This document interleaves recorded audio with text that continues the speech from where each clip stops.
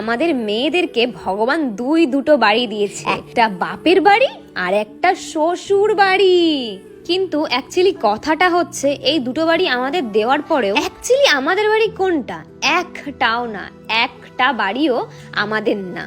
আমাদের মেয়েদের অর্ধেক জীবন শেষ হয়ে যায় বাপের বাড়িতে, আর অর্ধেক জীবন শেষ হয়ে যায় শ্বশুর বাড়িতে।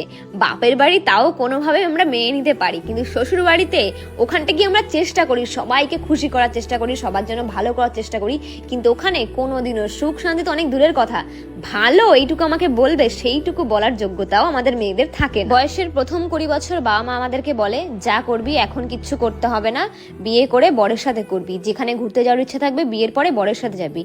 আর যখন বিয়ে করে আমরা শ্বশুর বাড়িতে যাই তখন ওখান থেকে আমাদের বলা হয় যা করেছো আগে করেছো, এখন আর কিছু করা যাবে না, এখন একটা বাচ্চা নিয়ে নাও, তারপর বসে বসে সংসার চামড়াও, সংসারের সমস্ত কাজ ওখানেই করো। তাহলে এবার তোমরা বলো আমাদের মেয়েদের সুখটা কোথায়, শ্বশুর বাড়িতে নাকি বাপের বাড়িতে? অ্যাকচুয়ালি আমাদের সুখ কোথাতেও না, কোথা